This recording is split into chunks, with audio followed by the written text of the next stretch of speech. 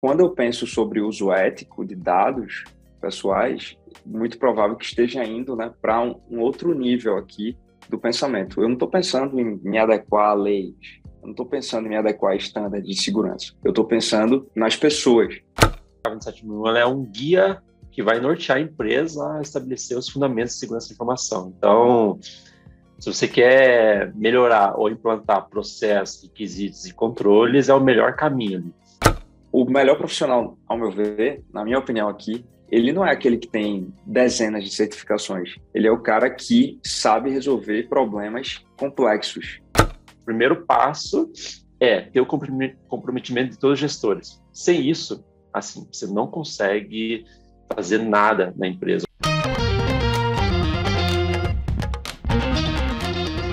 Sejam bem-vindos a mais um episódio do TechSec Podcast. Eu sou Gustavo Marques e hoje nós temos mais um duo de convidados aqui, assim como a gente fez lá no episódio 3 com o Céu e com a Biazar. Amigos, parceiros e com muita experiência teórica e prática nas áreas da gestão da segurança da informação e privacidade de dados. Então, sem mais delongas, vamos às apresentações.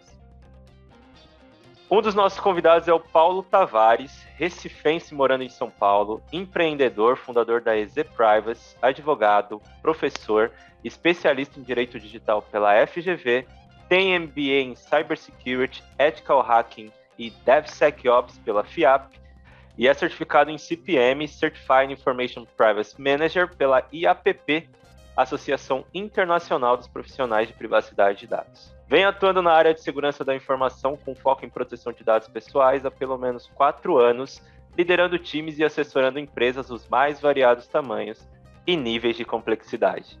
Nas horas vagas, gosta de visitar cafeterias escondidas de São Paulo para provar bons cafés. Nosso outro convidado é o Egon Lenz, formado em Ciência da Computação pela UFPR, Universidade Federal do Paraná, fazendo MBA em Inovação e Empreendedorismo pela FIA. Vem atuando há mais de 10 anos na área de tecnologia e segurança da informação, atuando como consultor das áreas de negócio e desenvolvendo soluções para tarefas críticas e altamente complexas, combinadas com a compreensão da aplicabilidade dos requisitos regulatórios e de conformidade para o negócio. Uma pessoa que gosta muito de ler sobre liderança, desenvolvimento de pessoas e cases reais de sucesso. Nas horas vagas, ama mergulhar no mundo dos carros, a paixão que carrega desde criança. Então, gente, mais uma vez, muito obrigado aqui pela presença de vocês. Vocês são parceiros do meu dia a dia, amigos aí do meu coração. Como vocês estão? Mais uma vez, obrigado pela disponibilidade, por estar aqui no TechSec Podcast. Gus, é um prazer enorme. Eu estou muito feliz de estar participando desse teu projeto pessoal que está gerando e vai gerar um impacto muito grande para a sociedade, sabe? Então, a nossa sociedade de segurança, informação e privacidade precisa de mais pessoas como ti para disseminar os conhecimentos, experiências, dores, cases de sucesso. E, cara, é uma honra estar aqui participando desse projeto contigo para alavancar esse mercado e essa sociedade que precisa muito desse tipo de iniciativa. Obrigado, Gustavo, pelo convite. Eu acredito que não existe pessoa melhor assim hoje para falar sobre esse assunto, né? E assim, ó, eu tenho visto aí a iniciativa de outros convidados, né, que tu trouxe, achei bem legal. Hoje a gente vive num mercado carente, né, no tema de conscientização, treinamento, né, de pessoas que falem sobre esse assunto de uma forma não tão técnica. E, logicamente, né, pessoas técnicas falando de uma forma não tão técnica para que pessoas que estão olhando para esse mercado ou então são de outras áreas entendam efetivamente o que segurança, qual a importância de segurança, da privacidade, né, para as empresas, para a sua vida. Então, acredito que esse tipo de iniciativa é extremamente interessante. Como o Egon falou, para todo esse nicho aí de segurança, mas também para todas as outras áreas do conhecimento. Gente, eu estou muito feliz que vocês estão aqui. A gente já tem aí uma história bem legal juntos, né, do dia a dia trabalhando. Então, enfim, vamos começar esse nosso papo. E aí, como vocês já sabem, o nosso ritual é conhecer aí melhor os nossos convidados. Então, doutor, você sempre almejou atuar nessas áreas de privacidade e de segurança? Conta para mim um pouco das suas raízes. Tá. Bem, como você falou, eu sou advogado, eu me formei em Direito na Universidade Católica de Pernambuco e desde o do início, né, da minha graduação, eu queria ser professor de filosofia do direito, assim. Eu fui monitor de filosofia do direito, fui pesquisador também, na época, né? E aí, no final da minha graduação, eu comecei a ter algumas oportunidades de carreira. Participar de bolsas do Comitê Gestor da Internet, né, o CGIBR, e participar também do Fórum da Internet, e a partir dessas bolsas, dentro desse contexto, eu consegui uma bolsa para ir participar do Internet Governance Forum, lá na Suíça, e tive contato bastante com a intersecção entre o direito, né, e a tecnologia. E aí eu comecei a pensar mais alto com relação a isso e abriu muitas portas, porque eu conheci muita gente boa, muita gente de São Paulo, né, e empresas daqui de São Paulo também. E foi aí que começou, né, essa jornada, de pensar, cara, como que eu consigo compatibilizar o conhecimento que eu já tenho, né, que é um conhecimento jurídico, com esse mundo que foi me apresentado, o mundo da tecnologia. E a proteção de dados pessoais, naquela época, foi o caminho que eu achei para unir, né, esses dois mundos. Depois de um tempo, eu tive a oportunidade de migrar de carreira dentro de uma startup que eu trabalhei e entrei no mundo de segurança da informação, trabalhando efetivamente com segurança. Foi aí que eu fiz o meu MBA para entender mais essa área. E desde lá eu sou um profissional que tem atuado de forma um pouco híbrida, né? Porque eu tenho conhecimento jurídico, mas também atuo em segurança na parte de risco, de governança, entendendo controles, né? E é isso, foi basicamente isso que aconteceu, assim, um pouco fora da caixa, né? A gente tem que pensar fora da caixa, né? Uhum. E como que foi, assim, a sua transição? Foi difícil? Pô, você estava num ambiente ali muito... onde o juridiquês, ele era praticamente vivo ali diariamente. Você foi agora para um ambiente totalmente tecnológico e digital. Como foi para você essa transição, essa mudança? Quando eu comecei a trabalhar aqui em São Paulo, eu comecei a trabalhar numa empresa de cloud, né? E eu era advogado da empresa, né? Era o secondment, né, da empresa e toda a demanda jurídica chegava para mim. Sendo que, como eu já comecei a trabalhar nesse meio de tecnologia, né? A gente é muito demandado a entender o negócio do cliente, sabe? Depois eu fui para um escritório grande aqui de São Paulo e também era um escritório diferente, assim, não era um escritório tradicional, vamos dizer. É um escritório que atendia demandas consultivas, né, de temas variados, e a gente tinha que saber do negócio da empresa. Então, assim, eu tive a atuação sempre ao lado do negócio do cliente. E isso me deu esse conhecimento de poder estar ali junto com o cliente, tomando decisões e ajudando, suportando ele a tomar decisões, né? E não foi uma... Depois eu fui para a startup, então, assim, não foi uma mudança radical, assim, no sentido de trabalho.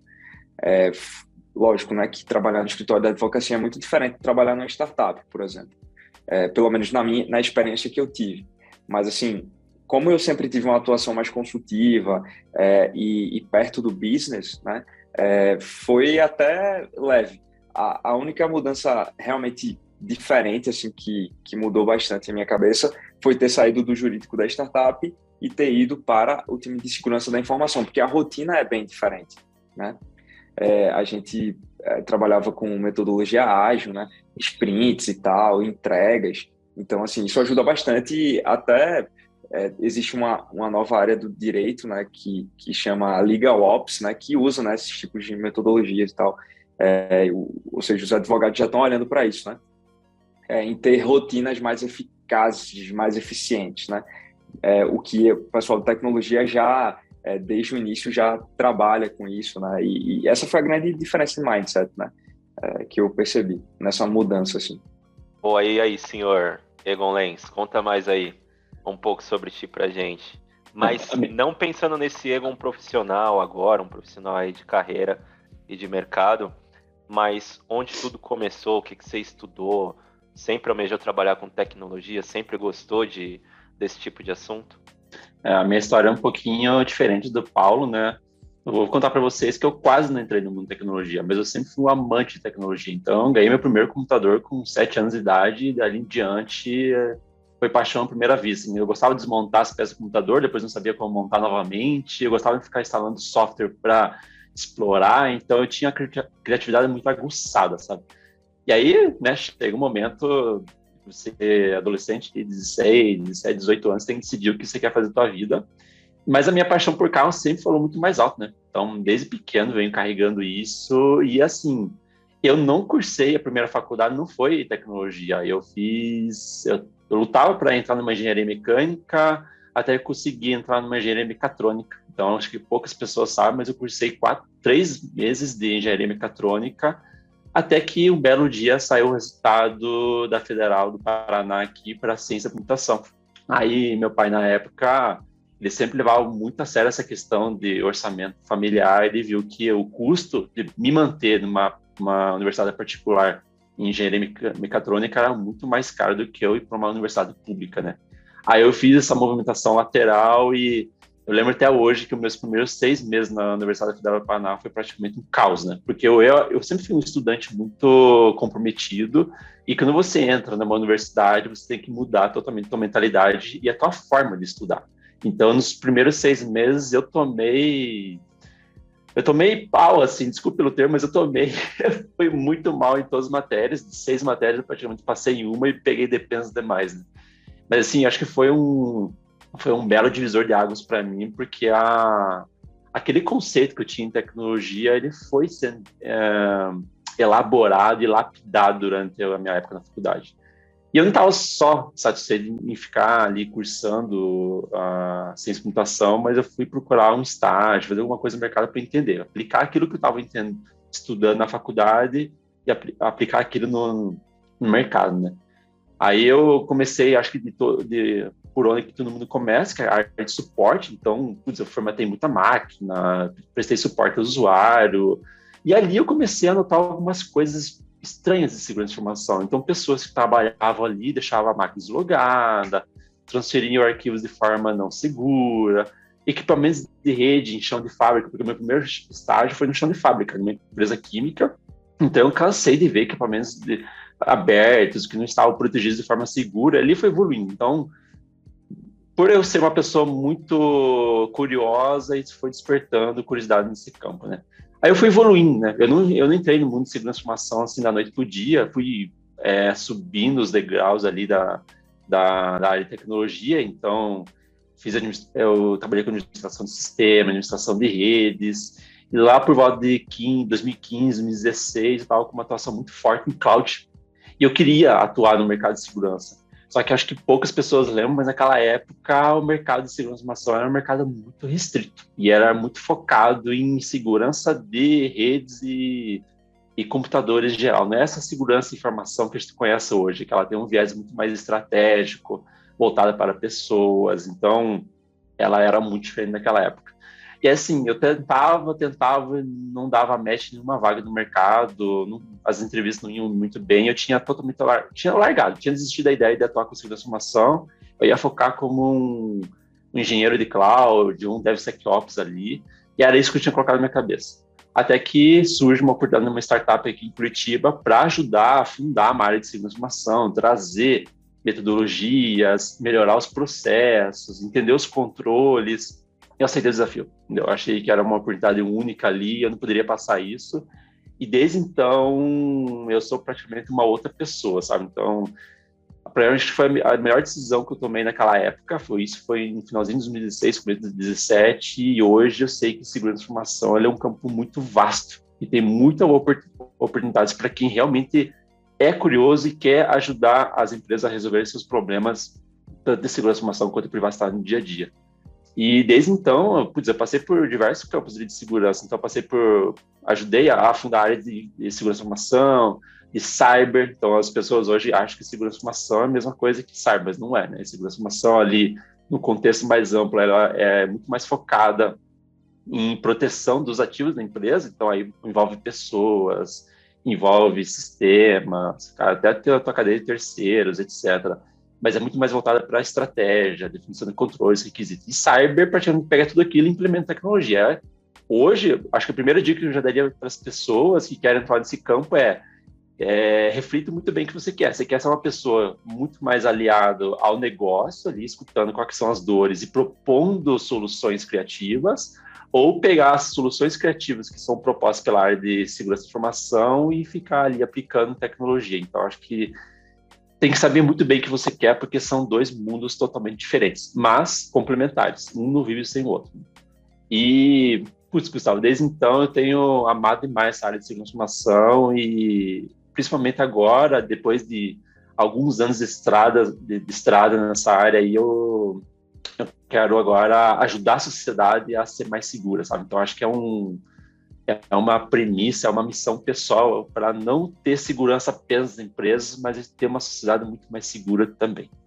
Então, acho que é engraçado essa minha história. Em relação à tecnologia, ela não aconteceu no único dia e meu rumo na vida profissional mudou devido a uma orientação do meu pai lá atrás. Boa demais, Egon. Que trajetória legal de vocês. Eu fico muito feliz, como eu disse aí um pouco na introdução, em estar aí ao lado, sabe, ser amigo de vocês e estar presente nessa, por mais que seja pouco, nessa trajetória. Mas vamos lá, Paulo, mais sobre a sua especialidade e essa sua experiência no mundo de direito digital. Eu tenho visto muita gente falar sobre o uso ético de dados pessoais. Aí eu dei uma olhadinha aqui no dicionário. Ética se refere a um conjunto de padrões e valores morais de um grupo ou indivíduos. Cara, eu penso em ética muito ali como comportamentos, princípios e valores das pessoas. Mas junto ao termo de dados pessoais, como é que isso funciona? Você pode explicar isso pra gente? Quando a gente fala sobre uso ético de dados pessoais, a gente está tratando esse processo de jornada de proteção de dados pessoais e privacidade de uma forma diferente. No Brasil, a gente começou com aquela mentalidade, né? Existe ainda essa mentalidade. Uma mentalidade de que LGPD, GDPR, adequação a LGPD e GDPR, a gente tem que estar em conformidade com a lei, com o standard, com não sei o quê, com o framework e tal. Beleza. Existe essa mentalidade, que é você pensar em se adequar, né, à lei. A lei, ela está aí, ela está posta, ela tem que ser cumprida. Tá, existe esse desafio, a gente sabe.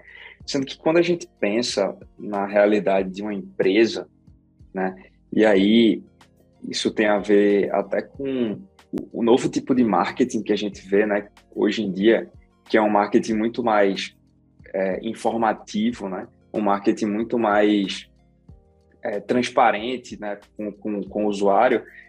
Eu olho para essa questão de privacidade e proteção de dados com um novo olhar, assim, com o olhar da confiança, né, que a empresa ela tem que demonstrar para que os usuários gostem daquela marca, considerem aquela marca, porque a gente vive hoje num mundo que as pessoas elas consomem muitos produtos digitais. Qual o maior ativo de um produto digital? É a confiança, é esse fator de transparência. Eu não vou, por exemplo, entrar no e-commerce e colocar meu cartão de crédito para comprar um produto se eu sei que aquele site não é confiável, não me traz esse elemento, né, de transparência e tal. Então, quando eu penso sobre o uso ético de dados pessoais, muito provável que esteja indo, né, para um outro nível aqui do pensamento. Eu não estou pensando em me adequar a leis, eu não estou pensando em me adequar a estándares de segurança.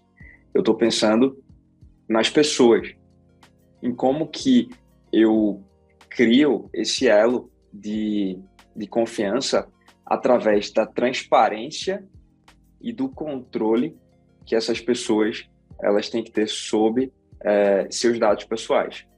E aí a gente vai para um nível de princípios de uso ético, né? Como, por exemplo, usar o menos possível dados pessoais. Se eu não preciso usar, por que eu estou pedindo isso, sabe? Dentre outros. E isso muda completamente essa forma de pensar das áreas de negócio da empresa, né? Se, logicamente, com conscientização, com treinamento, né? Com a comunicação clara, né? Da pessoa que está responsável por privacidade dentro da empresa. Isso muda como as áreas pensam sobre privacidade. Elas não pensam mais como um custo, mas como um ativo que está ali disponível e que tem tudo a ver com o contexto novo, essa nova forma de olhar as relações das pessoas e das empresas. Perfeito, cara. E aí, fugindo um pouco agora de privacidade, Egon, a gente tem hoje a ISO 27001, que é um dos padrões que fundamentam a implementação de sistema de gestão e segurança da informação. Com isso e com base em toda essa experiência, você disse aí, deve ter aí mais de 5 anos, você fundou uma área de InfoSec, de segurança da informação. Conta pra gente qual que é a importância desse padrão, quais são os benefícios e o que a gente precisa fazer para implementá-la. Os principais passos. Só conceituando a 27001, né? Eu gosto de dizer que a 27001 ela é um guia que vai nortear a empresa a estabelecer os fundamentos de segurança da informação. Então, se você quer melhorar ou implantar processos, requisitos e controles, é o melhor caminho ali.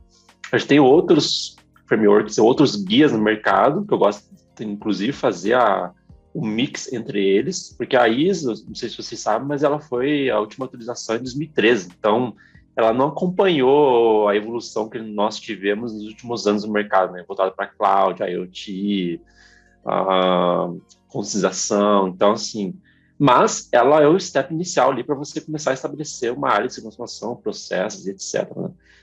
Hoje, qualquer empresa pode estabelecer, colocar uma ISO. Você pode ou não certificar nela, sabe? Então, a decisão de se você vai certificar ou não depende muito, assim, da empresa. Se a empresa ela quer ter um diferencial competitivo no mercado, eu recomendo demais a certificação, porque isso vai praticamente angariar mais clientes para você, para sua empresa, sabe? Você vai conquistar novos mercados. Agora, se você não quer passar por todo aquele processo de certificação, que é um processo bem demorado e vai exigir o comprometimento de toda a gestão, eu já recomendo você pensar 2 vezes, sabe? Se você quer só ter um guia, eu quero ter um guia, não quero certificar, não quero ter diferencial competitivo, mas eu quero trazer segurança para os dados dos meus clientes e dos meus colaboradores. Então, use como guia, assim, tipo, as boas práticas, né? E, se você quiser certificar, aí tem um longo caminho pela frente. O primeiro passo é ter o comprometimento de todos os gestores. Sem isso, assim, você não consegue fazer nada na empresa. Ou você até pode fazer alguma coisa, só que o ônus vai ser tão grande para você e para a sua área, a área que está implementando o 27001, que vocês não vão conseguir certificar no final e não vai. E mesmo que certifique, não vai conseguir manter a 27001 por 3 anos ali, né? Porque uma coisa que eu quero deixar claro aqui, passar a certificação é muito fácil. É simples, assim. A primeira certificação é muito fácil. Porém, as auditorias de supervisão que acontecem nos anos seguintes e a renovação, elas serão muito pesadas, porque a 27001 ela vai exigir que você evolua em termos de maturidade. Então, não é só obter o selo, beleza, sou 27001 no mercado. Tá, mas se você não evoluir a maturidade da sua empresa, seus controles, processos, requisitos, você pode perder esse selo lá no final. Então, o comprometimento da gestão, principalmente de todos os colaboradores, é fundamental. O segundo item, assim, que é um calcanhar de Aquiles para a 27001 é definir o escopo. Então, as pessoas acham, eu vou escolher uma área muito fácil aqui para certificar e é isso, beleza? Vou obter o certificado e tá pronto. Não, não é. Não é. Foi o mesmo erro que eu tomei lá no passado, quando eu comecei a implementação da 27001 numa empresa. E aí, Igor, mas como é que eu defino o caminho para escolher um escopo? Você tem que definir um caminho de dados e informações que circulam na sua empresa. Por exemplo, eu vou pegar um processo que começa na área A e vai terminar lá na área E, por exemplo. Então, esse caminho que será a sua certificação, o seu escopo para a certificação. Muitas empresas gostam de utilizar o Business Impact Analysis, então selecionando os processos mais críticos e aquilo vai ser o escopo. Então, tenha em mente muito bem qual será o escopo, é o que vai definir o caminho da implementação dentro da empresa, né? E aí, fora disso, tem definindo o escopo e tendo o comprometimento da gestão, vem a avaliação de riscos. Então, a 27001 ela é muito focada em análise de risco, tanto a entender os riscos, como é que você vai tratar isso, e aí, a partir daí, você vai definir, escolher os controles que utilizarão para mitigar esses riscos, né? Tem controles que estão ali na 27002 ou no anexo, né, no anexo A da 27001 que você pode escolher, mas tem uns controles que não precisam estar necessariamente ali, que você pode escolher que já estão implementados ou alguma outra área implementa de forma diferente, pode ser inclusos nessa questão de mitigação dos riscos, né? E o mais importante também, que não pode deixar de lado, é que se você está no estágio inicial de maturidade de segurança de informação, tem muita coisa que você vai demandar investimento.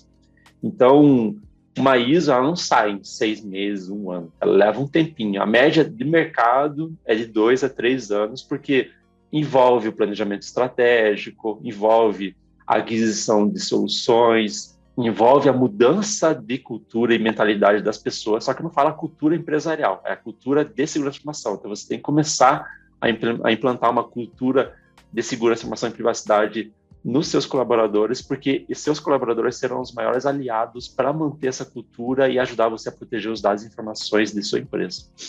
Paulo, o Egon, nessa fala dele, e eu anotei aqui na mente alguns desafios. Então ele falou, poxa, a gente precisa para implementar a ISO 27001 do comprometimento da liderança, a gente precisa de um plano estratégico para que de fato todos estejam engajados, e aí entra também a área de comunicação, de conscientização.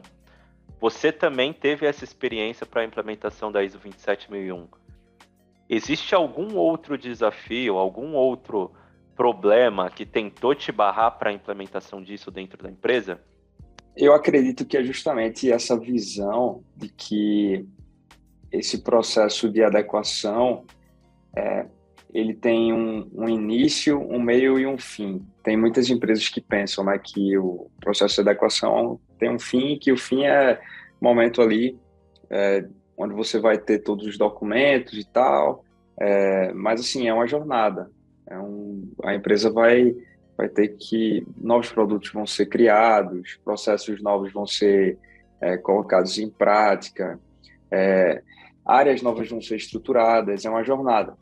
Sendo que mais do que isso, não é uma jornada para adequação a uma lei, a um standard, sabe? É uma jornada onde a empresa vai começar a pensar de uma forma diferente quando, no caso aqui de privacidade e proteção de dados, quando olhar, né, para dados pessoais. Com relação à ISO 27001, eu vejo a ISO como uma norma em vários aspectos subjetiva, né? E justamente esse elemento, né, é um elemento assim de dificuldade. Quando você passa assim, talvez por essa primeira certificação, o negócio vai pegando fogo na segunda, né, quando você precisa provar que você fez e recertificar, né, e tal. Acredito que depois desse momento, esse segundo momento é mais dificultoso, né, porque você já vai estar um tempo rodando ali os controles e tal, cara, você tem que manter aquilo. Você não tem que pensar só no momento da auditoria. Você tem que pensar naquele ciclo, né, do PDCA, né, colocar isso em prática. Planejar, fazer, agir, monitorar os controles. Essa parte de monitoramento, de atualização, é bastante importante, e isso ajuda até pensar assim, sobre como melhorar um produto, como deixar a operação mais eficiente, como que eu posso pensar em segurança, não só no aspecto da norma em si, mas no aspecto de como que as pessoas estão pensando em segurança quando elas vão criar um novo produto, então um novo serviço aqui dentro. Eu acredito que esse é o maior desafio. Não tem assim uma resposta correta de como fazer isso da melhor forma, porque cada empresa tem um contexto diferente, tamanhos e complexidades distintas, e levam esse tema de forma distinta.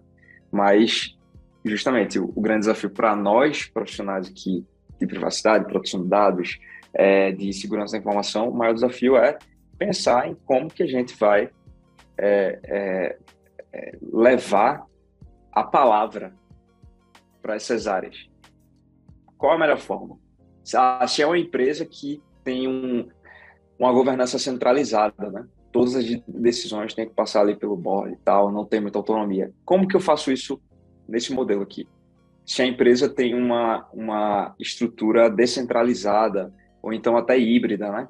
Como que eu faço melhor nesse modelo? Eu acho que o bom profissional não é aquele que tem...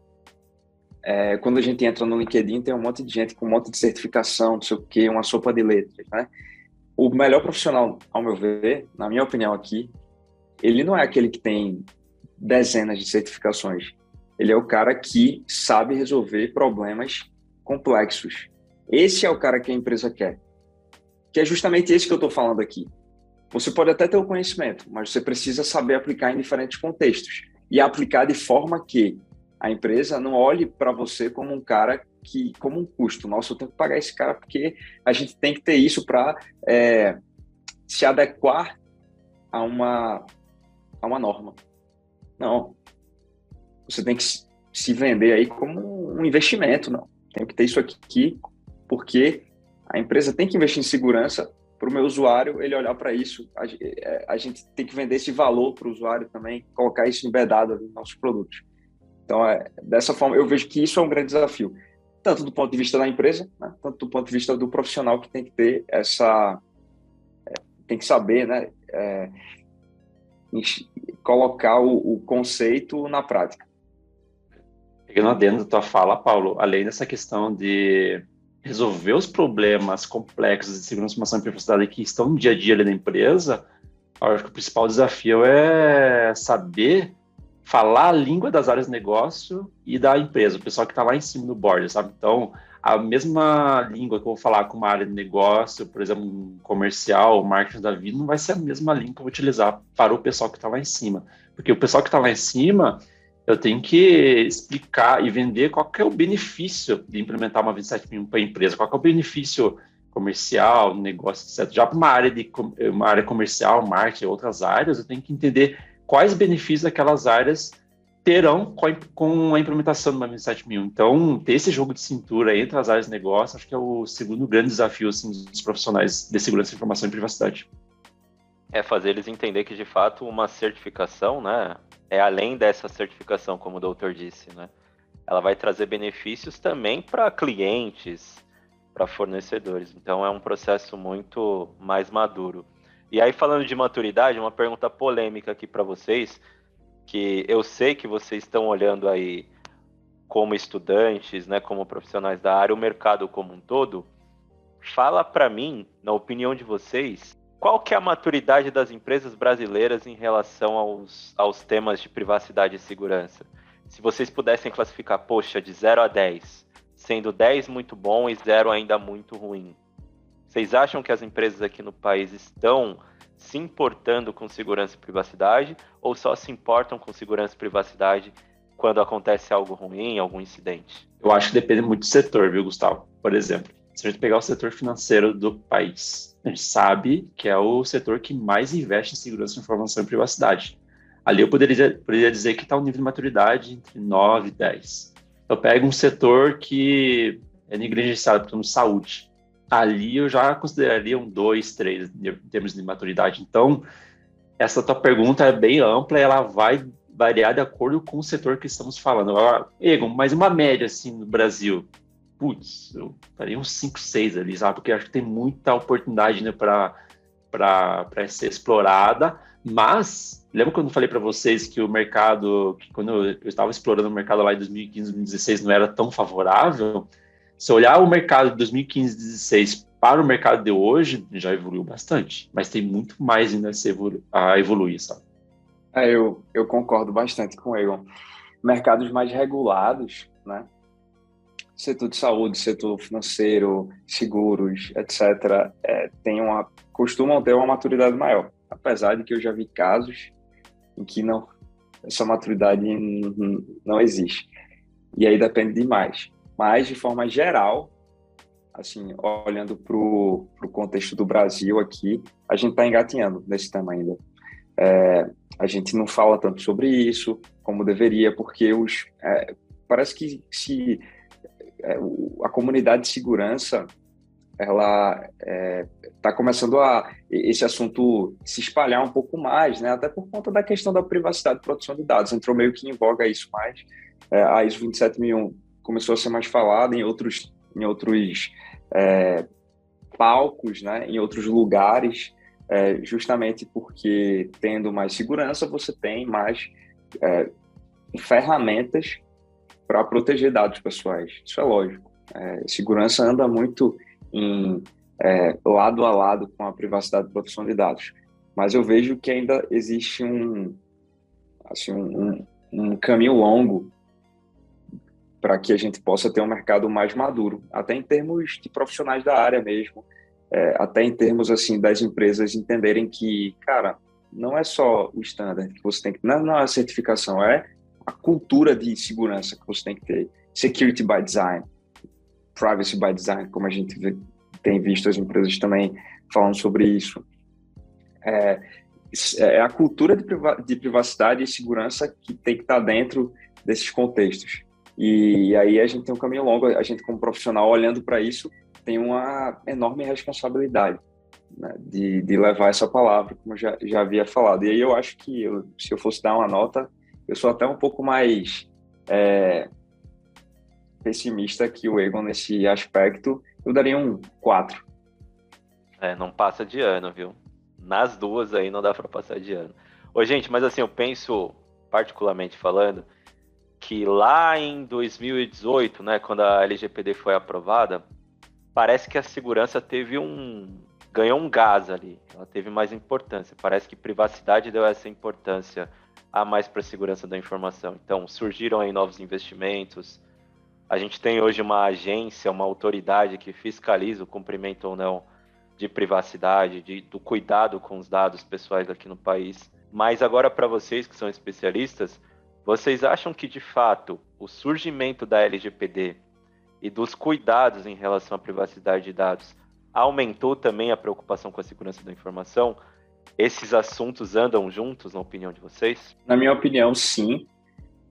Aumentou a preocupação e, como eu falei, esse assunto de segurança, das normas de segurança, na governança de segurança da informação, a criação de um sistema de gestão de segurança da informação, ele entrou mais em evidência também por conta dessa preocupação das empresas com proteção de dados. Eu tenho visto isso. Com certeza, Paulo e Gus. Lá em 2018, quando foi aprovada a LGPD, eu notei no mercado que essa lei ela deu uma impulsionada no mercado de segurança da informação.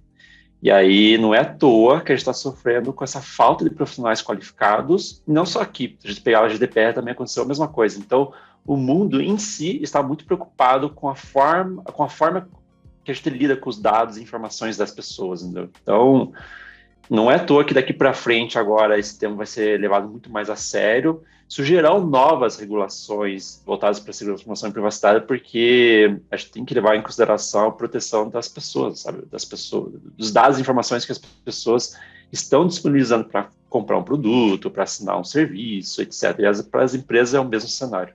Mas, assim, voltando, realmente, deu uma impulsionada e é bom, para nós que estamos no mercado é ótimo, assim, e para as pessoas que pretendem entrar nesse mercado também é uma baita oportunidade de carreira.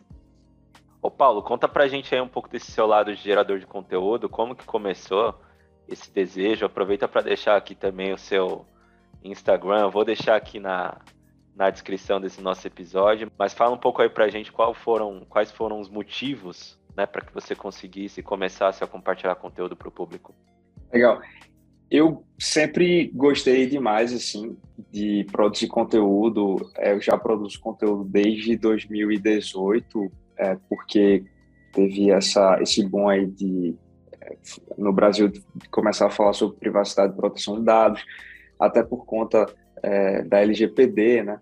Uma lei que entrou em vigor agora há pouco, faz alguns anos, mas esse assunto está amadurecendo cada vez mais aqui no Brasil. E aí eu, como eu já falei, comecei a participar de eventos, né, de fora, e queria trazer esse conteúdo para o Brasil, para as pessoas em português, né, sendo que há algum tempo atrás eu criei um Instagram, né, só para falar sobre privacidade e segurança, ou seja, a intersecção entre esses dois assuntos, falar muito sobre frameworks de segurança e onde que privacidade entra aqui, né, falar sobre privacy engineering, que é um assunto relativamente novo aqui no Brasil, e eu acho que tem muita gente interessada, mas não sabe muito bem onde buscar isso. Então, lá no meu Instagram eu acabo falando sobre isso, até porque eu sou um profissional que estou dentro do mercado, e tem insights que a gente tem quando a gente está dentro do mercado, né, que não estão nos livros, né? Eu acabo fazendo muito caixinha de pergunta lá, para a galera tirar dúvidas, né, e entender melhor como que entra no mercado, o que é que estuda, certificação, falar sobre certificações para esse mercado de privacidade também. E como eu sou um profissional de segurança dentro da área de privacidade,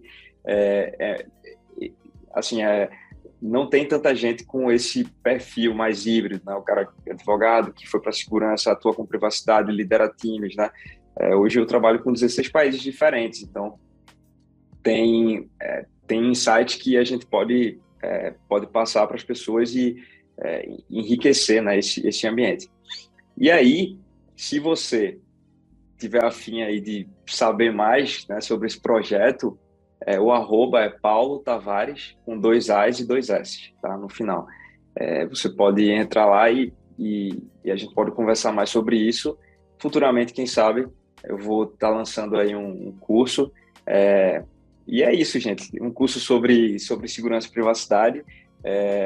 E espero que vocês gostem aí dos conteúdos. E assim, essa questão de levar conhecimento é justamente pensando no amadurecimento do mercado e na entrada de pessoas que tem esse vigor de querer estar em segurança, mas não tem a grana para pagar, entendeu? Não tem, às vezes, porque é caro, né? Entrar nesse mercado é caro, sabe? Não tem, às vezes, uma pessoa perto ali para lhe guiar. Então, não que eu seja um mentor aqui, né? Mas estou no mercado e vendo as movimentações, eu tenho informações que seriam interessantes de serem passadas para pessoas que têm interesse em entrar nessa área. Então, fica aí meus contatos e fico à disposição. Já para dar um spoiler, que recado vocês dariam aqui para os nossos ouvintes que estão querendo ingressar nessa área, tanto da segurança, da governança, até mesmo as áreas técnicas, quanto também da área de privacidade e proteção de dados?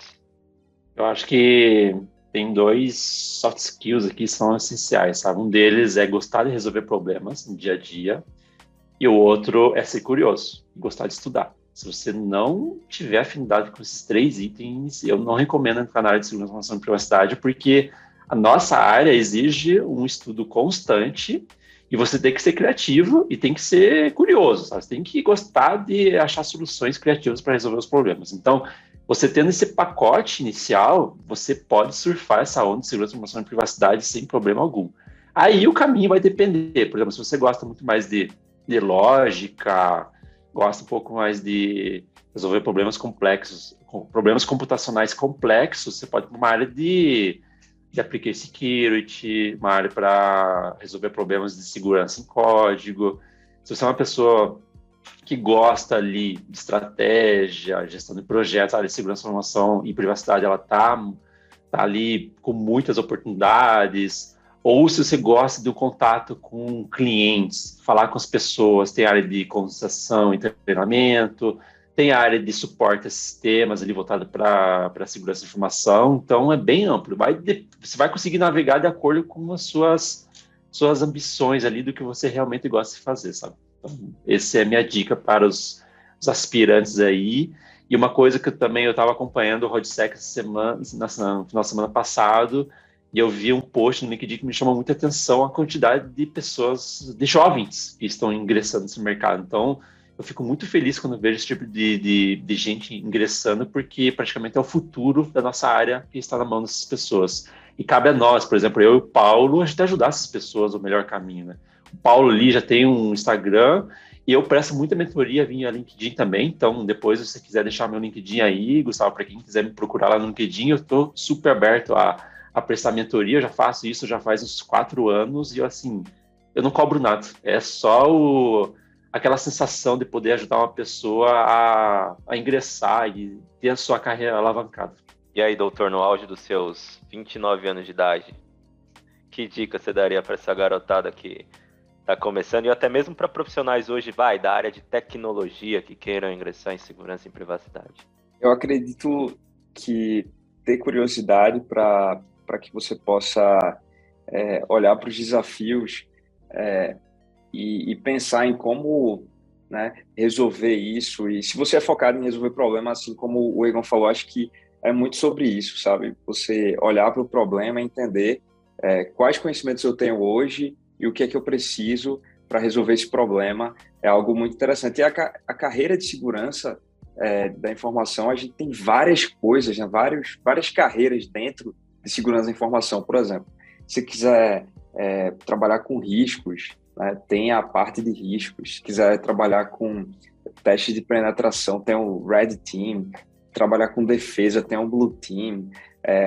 Se você quiser trabalhar com investigações, tem uma área específica sobre isso. Trabalhar com comunicação, tem a Awareness, né, que é uma área extremamente interessante do ponto de vista de comunicação, de treinamento, de levar esse conhecimento internamente para as empresas. Você pode ser consultor de segurança. Então, assim, acredito que a primeira coisa que você tem que pensar, se você quer entrar nesse mercado, quais são as habilidades que eu tenho, o que é que eu estou disposto a também, qual o desafio que eu estou disposto a fazer para poder entrar nessa área. Eu não gosto de programar. Cara, não tem problema, não precisa saber programar para você estar dentro dessa área de segurança.